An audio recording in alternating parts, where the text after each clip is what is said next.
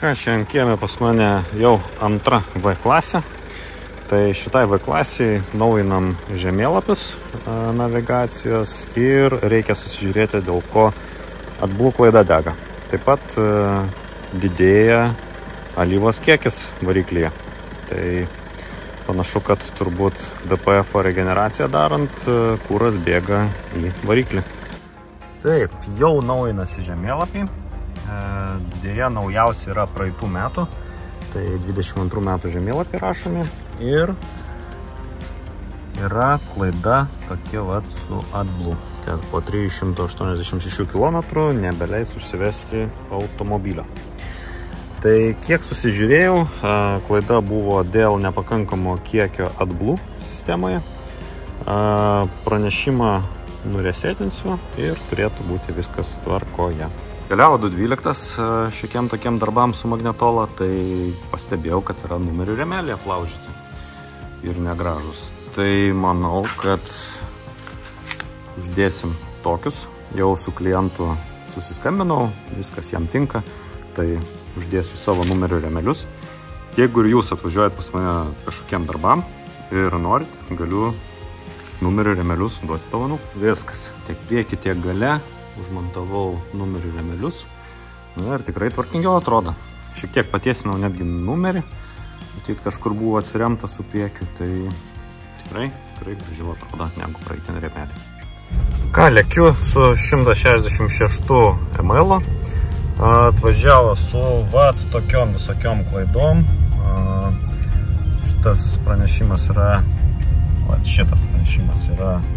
kad po 600 km nebeužsives automobilis. Žiūrėsim, kažkas yra su AdBlue sistema.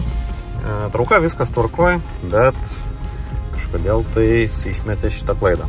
Na, greičiausiai bus kažkas su AdBlue baku, bet dar reikės pasitikrinti.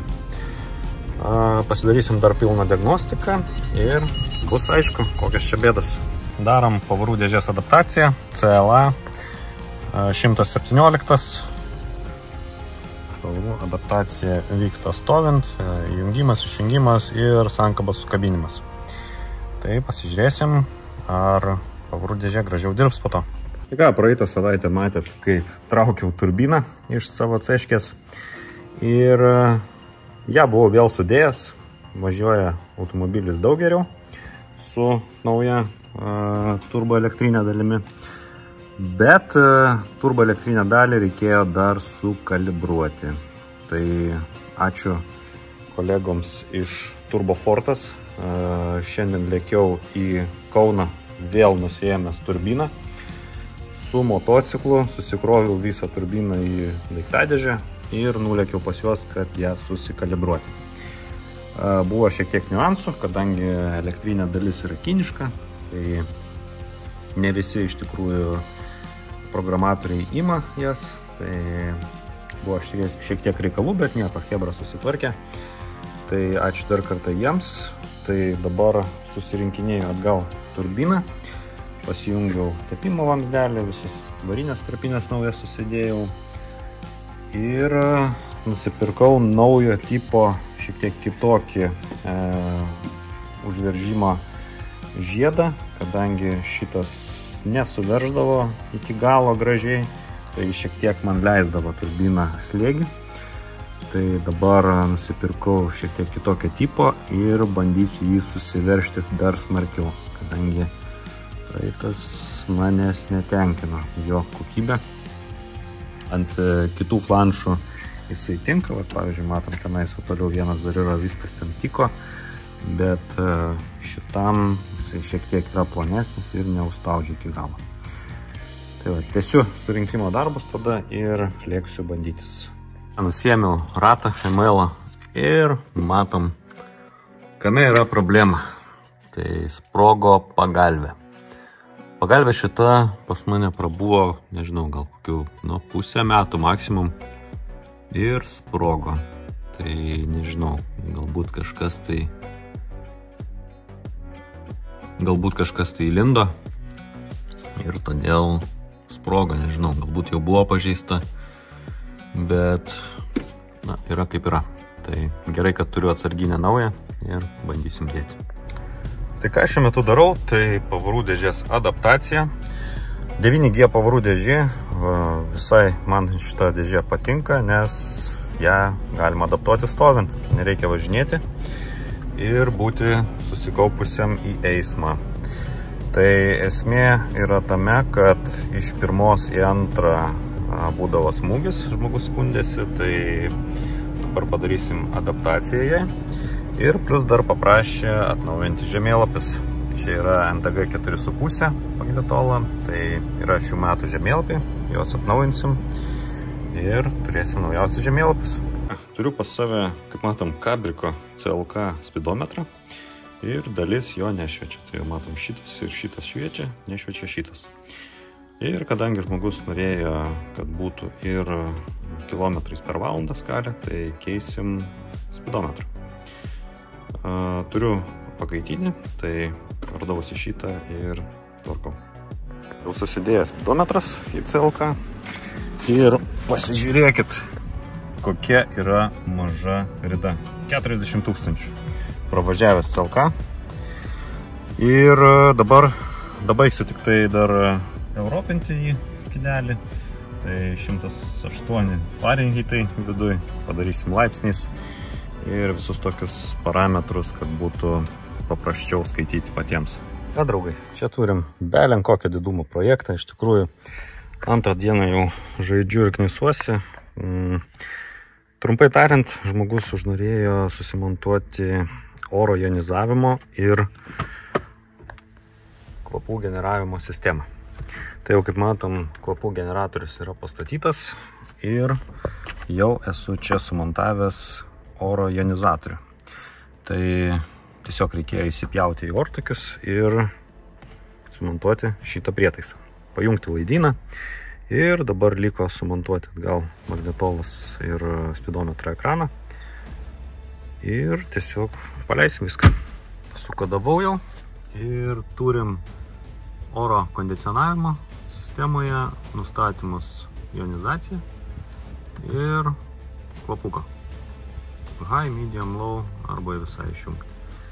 Tai jo, sistema veikia ir tikrai reikėjo padirbėti su šito dalyko. Tai pabaigsiu surinkinėti skydelį, viską susitvarkau, saloną prasisiurbiu, šiek tiek pritrepsėjau ir automobilį atiduosiu.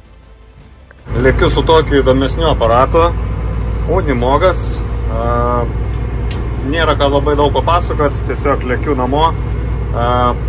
Reikia šiek tiek jį pavairuoti iki namų, kadangi išvežinės žvyrą. Benas pagelbės man, jisai važiuos su traktoriumi iki manęs, o aš važiuoju su tokiu aparatu. Gale kuzovas. Kas įdomu, kad yra pusiau automatinė pavarų dėžė, tai pastumus šitą svirtelę persijungia pavara, bet kad pavara persijungtų, reikia dar ir sankabą paspausti. Tai nėra to mums tos įprastos pavarų svirtės, bet tokia sistema.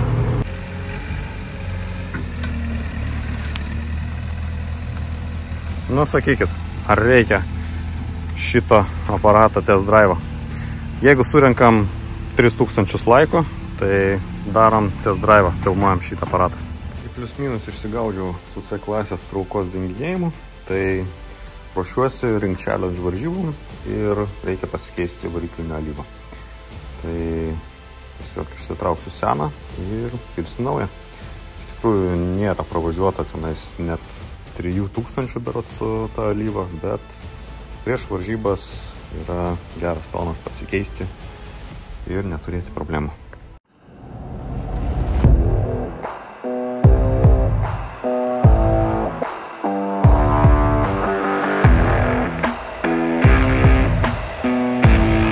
Ir kaip visada, tiek savo automobiliam, tiek jums rekomenduoju Adinol alyvą.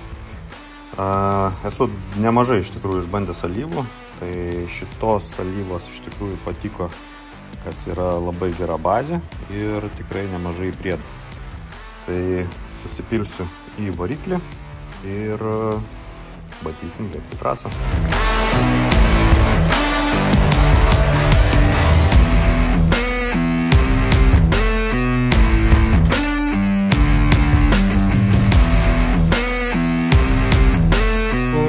12 atvažiavo su keletą darbelių, tai vienas iš jų naujinsim tiek skydelio, tiek magnetolos programinę versiją, atsinaujins spalvų gama,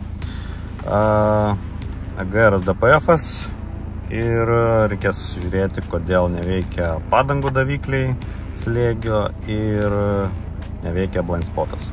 Tai kimbam į darbus. Turbūt pradžiai pradėsim nuo skydelio.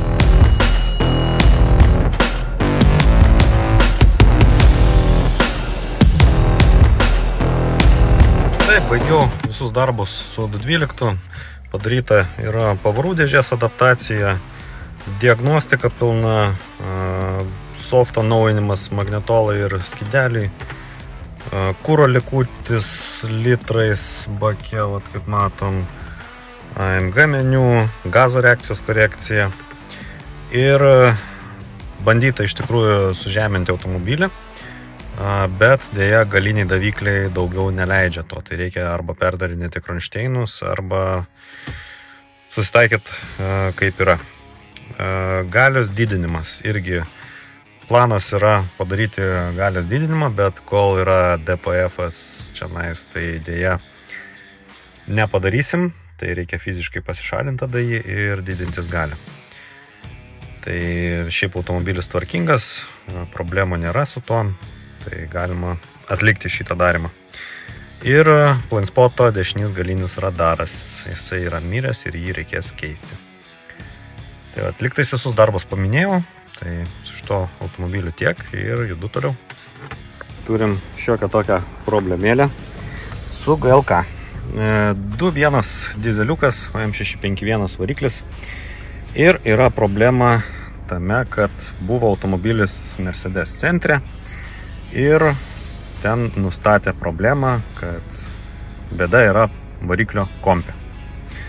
Na, pasijungiau kompiuterį ir visiškai nė vienos klaidos nėra išsaugotas variklio bloke, bet vienintelis dalykas, kas man iš karto užkliuvo, netgi dirbant ant laisvų sūkių, yra 1,1 praktiškai baro atgalinis slėgis. Na ir sukėlus apsukas, gazuojant, kaip matom, slėgis kyla praktiškai iki 4 atmosferų išmetimo sistemoje. Tas yra labai blogai iš tikrųjų ir gali būti taip, kad netgi suvaryti gali turbiną, jeigu dar jos ir nesuvarė čianais, nes atgalinis slėgis yra labai blogai. Tai dar vienas faktas toks, kad ne visada oficialūs atstovai gali kokybiškai ir gerai rasti problemos sprendimą. Tai iš esmės buvo patarta vairuotojai arba perprogramuoti kompiuterį, arba jį visiškai pakeisti nauju. Na, čianais šito dalyko tikrai nereikia daryti, reikia tiesiog susitvarkyti gedimą, kuris yra išmetimo sistemai. Tai arba yra užsikimšęs katalizatorius, na, DPF filtro čia jau nebėra, arba reikia tiesiog žiūrėti turbinas, nes gali būti irgi, kad jos įtakoja per didelį atgalinį slėgį. Tai vat, tokie dalykai su šito automobiliu, tai tokia vat greita diagnostika iš esmės ir lekiam toliau. Visgi nenorėjau rodyti dar ML-o, bet parodysiu dabar, nes jau yra išsispoilinęs Rolando video ML spalva. Tai štai tokios Ranger Green spalvos ML pasidarė. Jeigu kas nepamenat, tai buvo tokios spalvos kaip veidrodėliai. Dabar apsiklijavo, jisai atrodo taip. Iš galo atrodo taip. Nusidažė išmetimo vamzdžiai. Apsiklijavo, pasinaikino visas chromas kiek įmanoma. Tai vat, atrodo vat taip ML-os. Dar dėsiu veidrodžius faceliftinius juodus ir reikės perdaryti žibintus priekinius. Kadangi priekiniai žibintai labai išsiskiria, chromuoti, tai juos reikės nusidažyti vidurius juodai. Ir taip pat užsidėsiu naujus stiklus ir bilet lešius. Tai kol kas tokia situacija, dar vietom reikės šiek tiek plevelę pataisyti, bet pagrindinį vaizdą jau matot. Parašykit komentaruose, ką galvojat, ar tinka, netinka, patinka ar nepatinka visas šitas variantas. Aš manau, kad visai neblogai gavosi. Aišku, galbūt antrą kartą jau nebeklijuočiau, nes šiek tiek viso tą dalyką įsivaizdavau kitaip, bet kaip patirtis visai nebloga. Kol kas judu namo, baigiu montuoti šitą seriją. Deja, kol kas šitoje serijoje nebus video iš Ring Challenge etapo, bet pabandysiu padaryti atskirą trumpą video, kaip važiavosi su ceškė. Tai va, toksai emailas, judu toliau baigiu montuoti video ir tęsiam kitus darbus.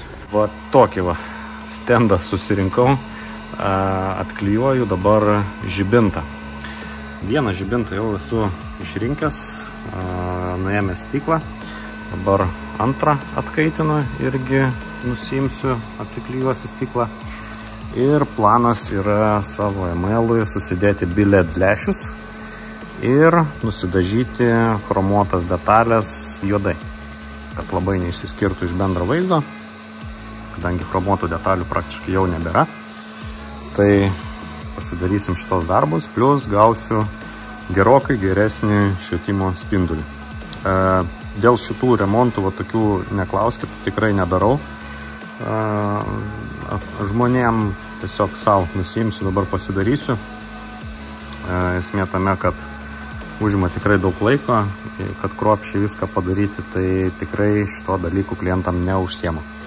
Bet iš esmės parodysiu, kaip galima šitos dalykus pasidaryti.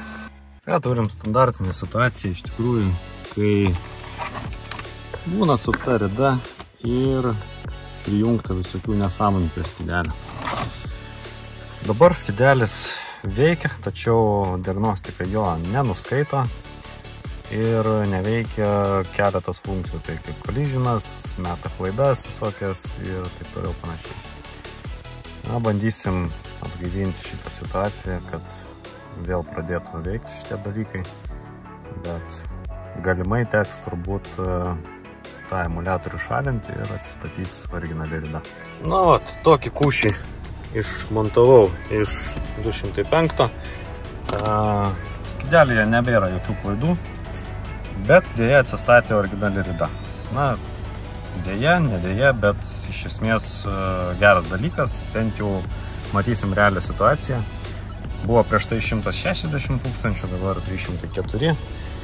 Tai viską gadino šitas reikalas. Čia yra emuliatorius, kuris įsiterpia į sistemą ir apgaudinėja skidelį, kad nenuskaitinėtų iš spynos ridos. Tai kad nevyktų sinchronizacija, tiesiog įstato tokią nesąmonę ir po to prasideda visokias nesąmonės. Šitie dalykai nėra labai kokybiški ir patikimi, tai anksčiau ar vėliau, kaip čionais, pavyzdžiui, vyko, tai keitė akumuliatorių ir atsirado tokia problema, kad pradėjo mėtyti visokias klaidas.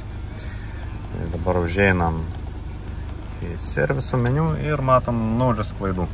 Tai visos pagalbinės sistemos dabar veikia ir nereikės sukti galvos dėl kažkokių tai tolimesnių gedimų. Šiek tiek užtruko emailo surinkimas, ilgiau negu planuota. Vakar vakare dėjau apdailas ant sparnų ir labai gera idėja kilo pasižiūrėti, kaip ten situacija su filtriuku oro važiuoklis. Tai čia va stovi filtriukas, jį aš jau pakeičiau naują, senas atrodė va taip. Taigi matom, viduje yra jau juoda ir labai smagu. Tai pačiu laiku iš tikrųjų pakeistas, nes nepakeitus filtrų kompresorius pradeda labiau kaisti ir ilgiau dirba. Tai patarimas būtų pasikeisti filtriukus, kainuoja nedaug, mokėjau berods 6 eurus, tai tiek ML-ui, tiek 211, tiek bet kuriai auto, kurie turi orinę važiuoklę, kažkas panašaus vis tiek stovės ir reikėtų jį pasikeisti karts nuo karto. Tai automobilį turiu jau 4 metai, tai keičiu pirmą kartą iš tikrųjų, nors reikėjo šiek tiek anksčiau. Tai turbūt, kad čionais galbūt netgi nuo gimimo šitas stovi filtras, tai jį mesim lauk. Dabar kas liko pasidaryti, tai susidėti posparnį. Iš tikrųjų užsiėmiau, jau pradėjau ardyti žibintus ir perdarinėti, bet vis nėra laiko pabaigti. Vis reikia išsišveisti viską, pasiruošti dažymui ir taip toliau panašiai. Tai kol kas surinkinėjau taip kaip yra, uždėsiu posparnį. Buvo, kaip jau minėjau, sprogusi pagalvė dešiniai pusiai. Ir automobilis buvo sukrytęs. Labai buvo keista, nes pagalvė pusę metų, tai nieko, pasikeičiau vėl naują ir turėtų būti viskas tvarkoje. Tai vat, baiginėjau surinkimus, nes Mailas šeštadienį temps CŠK iki Ring Challenge ant priekabos ir bandysim susivažiuoti tenai. Koks būtų paradoksas, bet prieš varžybas tenka ruošti automobilį, kuris veža sportinį automobilį. Problema yra ta, kad po biškį leidžia antifrizą. Tai problemą nustatėm tas, kad yra antifrizo pakelis leidžia, tai naujas jau stovi vietai. Norėjau iš tikrųjų originalų užsakinėti, bet 2 savaitės laukti kažkaip nefengšui. Tai radau brangiausią tokios firmos ir jau sekančią dieną turiu jį pas save. Tai beliko užsipilti antifrizą ir dar vieną problemėlę, nežinau ar matysit, bet vairo stiprintuvo skysčio bakelis ir jo tarpinė yra šiek tiek leidžia vairo stiprintuvo skysti. Tai bandysiu irgi nusiimti, jau šiek tiek ataušo variklis ir bandysim pasikeisti tarpinį. 166 atkeliavęs iš Amerikos ir šitam ML-ui darysim tokius darbus. Tai turime skidelį, kuris yra nespalvotas ir myliomis ir montuosim vat tokį gražuolį. Čia yra AMG skidelis, tikro AMG skidelis. Jį reikės čia sumontuoti, pririšti ir reikės atnaujinti pačios magnetolos softą, kad tiktų spalvynas. Tai nieko nelaukiam, jungiamės, nusiskaitam informaciją ir pririšinėjom naują skidelį. Na va, turim AMG skidelį su AMG meniu. Tai viskas standartiškai, kaip ir turėtų būti. Skidelis pririštas, rida rodo, bet yra reikalas toks, kad magnetolas softas dabar netitinka. One eternity later. Viskas. Turim skidelį ir turim atnaujintą magnetolą.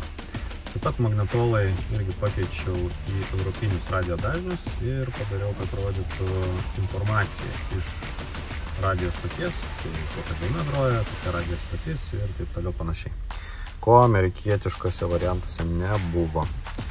Tai vat, tokie darbeliai. Dar išjungiau priekį markerius amerikietiškus, kad oranžiniai šonus nešviestų. Ir automobilis jau praktiškai europinis. Tik tai beliko galinius žibintus pasikeisti. Ir viskas. Turim va tokį vairą ant EQP. Ir reikia sumontuoti va tokį vairą. Šiaip jisai tiesiog užmontavus tikrai netinka ir neveikia. Bet padarysim keletą burtų ir pritaikysim. Tai pradžiai, ką reikia, tai nusimti airbagą, nusimontuoti vairą ir tada jau prasidės visas veiksmumas. Na va, turim vairą sumontuotą, važiuoju pasistatau automobilį. Viskas veikia, visi touchai, apart kruizo kontrolės. Kruizo kontrolė neveiks, nes yra atskira rankinėlė tam nuo seno vairo kolonėlės modulio. Tai tokie dalykai. 221. Turim tokį variantą, kuriam darysim AMG meniu skideliui. Darysim antrą raktelį, pavarų dėžės adaptaciją. Taip pat reikės susižiūrėti, kodėl vibruoja, kol šaltas variklis. Sėdinė vairuotojo šonai neprisipučia. Kartais parkai riekauja. Vairuotojo durelės keilėso rankenėlė irgi neveikia. Ir po 5 minučių pradeda tiesiog cypti signalizacija, nors automobilis yra uždarytas, neužrakintas. Tai vat. Langų apiplovimas irgi neveikia, priekinio lango, tai irgi reikės žiūrėti šitos dalykus.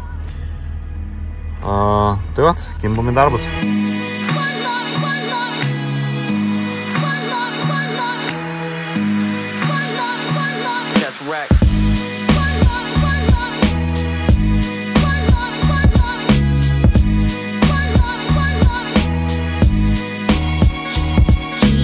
Radau automobilyje va tokio dalyką, tai tikrai nepatariu važinėti su šituo reikalu saktyje, kadangi avarijos atveju jūsų inercija vis tiek pagal fizikos dėsnius juda į priekį ir susitiksite su oro pagalve. Tai iš esmės didžioji dalis tokių įvykių pasibaigia tiesiog išmuštais dantimis arba didesniais sužalojimais, negu galima būtų išvengti.